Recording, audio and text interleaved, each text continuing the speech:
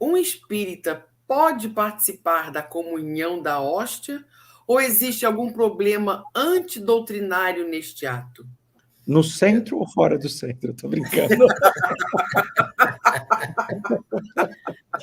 Eu acho que eu vou dizer minha opinião. Eu acho que, de certa maneira, a gente desrespeita a fé dos outros. Não é porque eu sou antidoutrinário.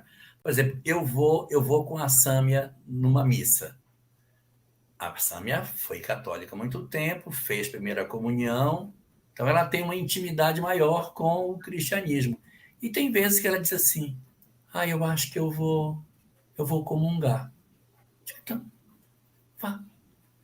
Vai.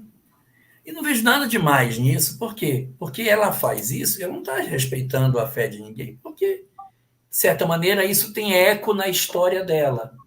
Então, lá ela vai, nas raras vezes, vi a Samia fazer isso umas 3 ou 4 vezes, sei lá, na vida, convivemos há 40 anos, mas ela quis ir, vai. Mas eu ir, só para saber o gosto que a hóstia tem, porque eu não fiz primeira comunhão, eu não tenho formação católica, então é desrespeitoso com a fé do outro eu fazer isso. Não é porque é antidoutrinário.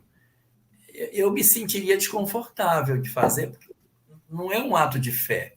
Mas para quem viveu aquilo, sabe o que significa, a contrição que aquilo representa, eu acho que é uma condição compreensível.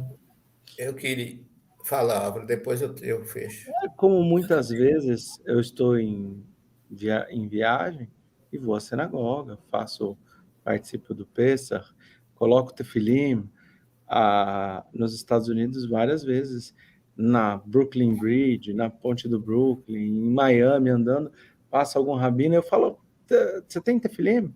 E eu coloco, até a Lívia, assim, ela fala, nossa, aqui no meio da rua você vai colocar? Eu falo, no meio da rua, é para outros judeus verem. Eu sempre falo. Então, mas o que é isso, Álvaro? Eita, tefilim é aquela fitinha preta que amarra no braço. Amarra no braço, bota aqui na frente da testa. Deuteronômio 6.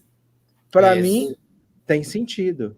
Não estou deixando de ser espírita, não estou levando o meu conhecimento espírita para quem está ali comigo naquele momento, e não estou trazendo falando para os espíritas fazerem isso.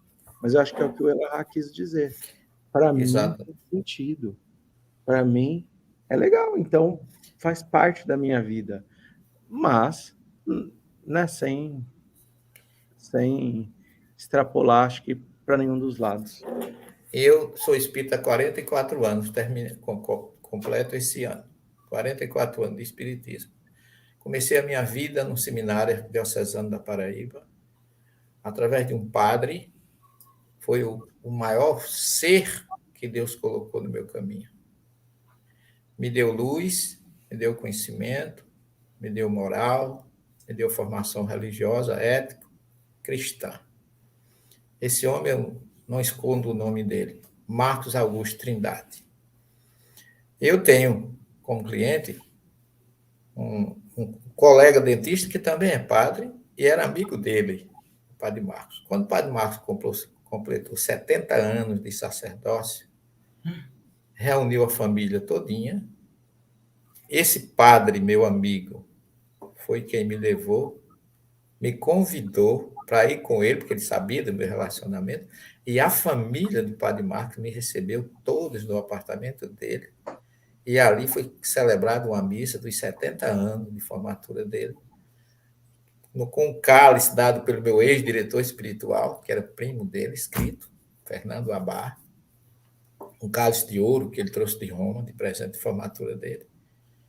E eu participei dessa missa, e na hora da comunhão, o padre Glênio me ofereceu a hóstia, eu recebi. Foi um dos momentos, assim, mais felizes da minha vida. Chorei e orei pelo meu pai espiritual, pelo amigo. E foi, assim, uma potencialização de luzes na minha vida. Me senti muito feliz. Acho que aquele momento, para mim, eu não poderia deixar de forma nenhuma. Quantas vezes recebi a hóstia da mão daquele homem no seminário, como meu vice-reitor, como meu reitor, como meu orientador espiritual. E por que não, nos 70 anos de formatura, O espiritismo não me permitiria que eu não comungasse naquele dia. A doutrina espírita não iria me considerar um espírita autêntico. Aqui, Kardec não gostaria quando ele disse que a doutrina espírita é o campo onde todas as crenças do planeta podem se encontrarem. Então, eu seria um fingido, um fariseu, uma pessoa que não tinha condições nem de me dizer espírita. Então, eu não vejo, não vou à missa todo domingo, não preciso ir para uma missa, porque já não tem mais aquela importância que teve na minha vida no passado. Mas num momento como esse, nossa, eu jamais dispensaria de comungar. E posso comungar amanhã em qualquer canto, não tem problema nenhum. Eu tenho respeito pelo diferente, tenho respeito pelo outro e tenho gratidão. Porque o que eu sou hoje, eu devo à Arquidiocese da Paraíba. Como cristão, como espírita, como teólogo, como professor de ciência das religiões, a minha primeira casa espiritual inesquecível na minha vida foi o Seminário da Imaculada Conceição, na Arquidiocese da Paraíba, onde eu ingressei em 26 de fevereiro, vai completar agora, de 1965. 57 anos, 58 anos. Eu tinha 3 anos de idade, gente. Você percebeu, Denise? Aqui em cima tem uma pessoa que viveu a primeira revelação durante muito tempo, viveu lá dentro e depois de fazer uma imersão, sai e conhece a doutrina espírita.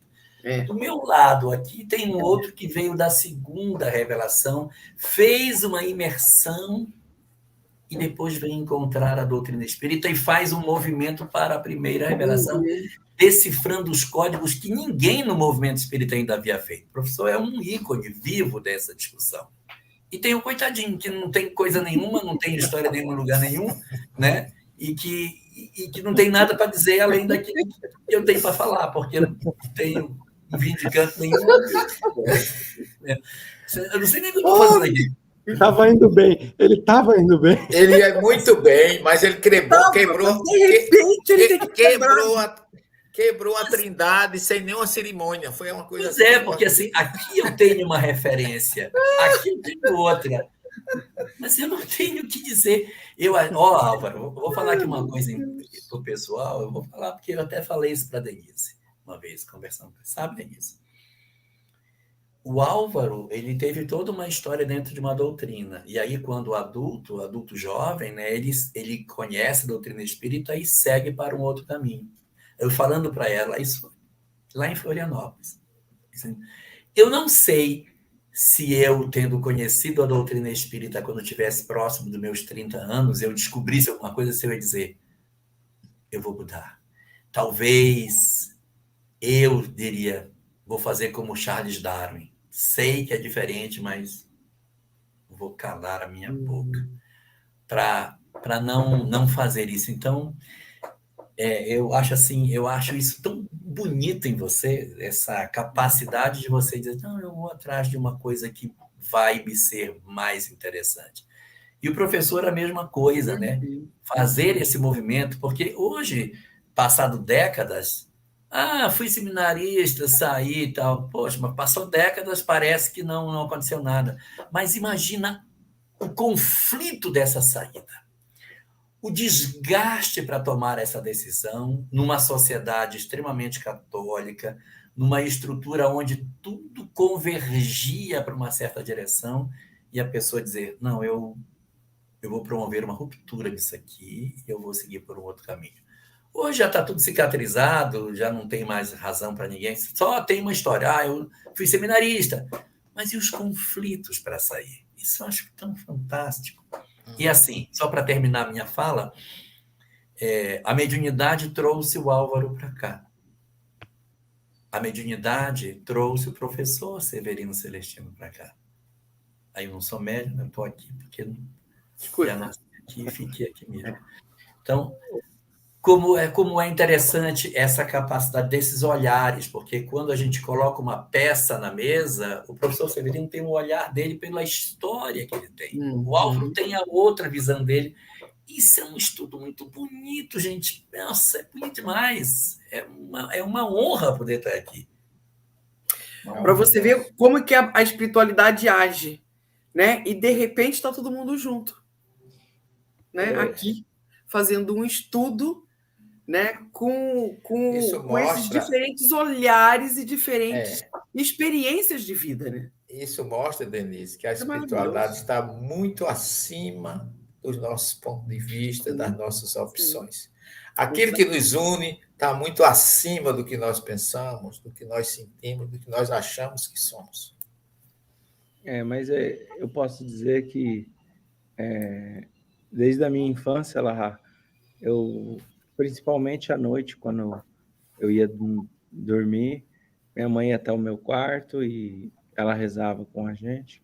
E eu lembro de um velhinho de barba branca que estava ali desde a minha infância e até hoje se apresenta. E ele tem a mesma característica do professor Severino Celestino. Ele respeita o tempo. E muitas vezes, quando eu tenho as minhas... Como que é que você falou que é a característica dos hebreus? Dessa revolta que não quer mudar. Essa aí. Teimosia. Essa teimosia, ele simplesmente se afasta e fala, eu vou deixar o tempo dele, já eu volto. Quando ele quiser me ver, aqui eu estarei. E ele não ia deixar eu passar. Se eu vim ao Espiritismo, é porque este e mais outros amigos espirituais não me deixaram passar. Eu juro que eu tentei com ele lá. Eu juro. Eu juro que eu tentei não mudar. Para mim, Tá. o arquétipo do exilado de capela judeu é o pai do Gesiel, o Jochedeb. Sim. Teimoso, teimoso, teimoso. Até que, Eu achei que até, você ia falar que era eu. até que na terra dos outros ele se meteu, né? E se deu mal por isso. Deu mal por